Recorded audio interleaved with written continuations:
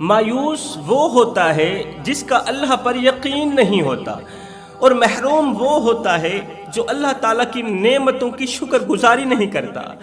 وہ شخص محروم ہی رہ جاتا ہے جو اللہ تعالیٰ کی نعمتوں کی بے قدری کرتا ہے۔ جوانوں، یاد رہے، جس نے سکھ میں اللہ کا شکر کیا، جس نے خوشی میں اللہ کو یاد کیا، اس نے دکھ میں اپنے رب کو قریب پایا، اس نے مصیبتوں کے وقت رب کو قریب پایا، اس نے آزمائشوں کے وقت، تنگیوں اور تکلیفوں کے وقت اپنے رب کو قریب پایا۔ اسی نے قریب پایا جس نے خوشی میں اللہ کو یاد کیا، جس نے سکھ میں اللہ کی شکر گزاری کی، اس نے دکھ میں اپنے رب کو قریب پایا۔ میرے دامن میں زندگی بدل دینے والا ایک واقعہ پڑا ہے۔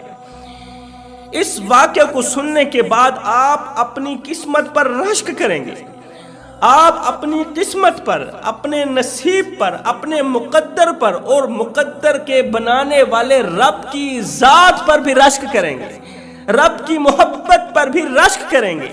وہ خدا جو کہتا ہے میں تم سے 70 ماؤں سے بھی بڑھ کے محبت کرتا ہوں نا، اللہ تعالیٰ کی اس محبت پر بھی تمہیں رشک آ جائے گا۔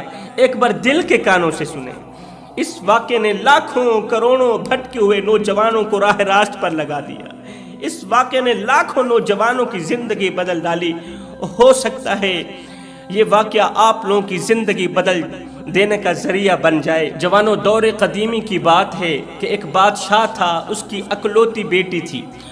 وہ بیٹی آنکھوں سے نابینا تھی۔ اللہ تعالیٰ نے آنکھیں تو دی تھیں مگر دیکھنے کی طاقت نہیں دی تھی۔ اس کی بیٹی بہری بھی تھی، اس کے کانوں میں پردے تو تھے مگر سننے کی صلاحیت نہیں تھی۔ اس کی بیٹی گونگی بھی تھی، بولتی بھی نہیں تھی۔ اس کے منہ میں زبان کا لوتھڑا تو تھا لیکن اللہ تعالی نے بولنے کا طریقہ نہیں دیا تھا۔ ایک تو نابینا ہو گئی، دوسری بہری ہو گئی، تیسری گونگی ہو گئی، چوتھی مجذوب بھی ہو گئی۔ اس کے ہاتھ تو تھے مگر چھونے کی طاقت نہیں تھی، پاؤں تو تھے مگر چلنے کی ہمت نہیں تھی۔ اکلوتی بیٹی ہے، مجذوب بیٹی ہے، نابینا ہے، بہری ہے، گونگی ہے، وہ سب کچھ ہے۔ اللہ کا کرنا ایسا ہوا کہ اسی دور کے ایک مالدار شخص کے گھر چوری ہو گئی، اسی بادشاہ کے دور کے ایک امیر شخص کے گھر چوری ہو گئی۔ تو ساتھ والے گاؤں میں ایک عبادت گزار نوجوان تھا جو دن کو روزہ رکھتا، پوری رات قیام کرتا تھا، پوری رات رکوع کرتا تھا، سجدوں پہ سجدے کرتا تھا، رب کے عشق میں، رب کی محبت میں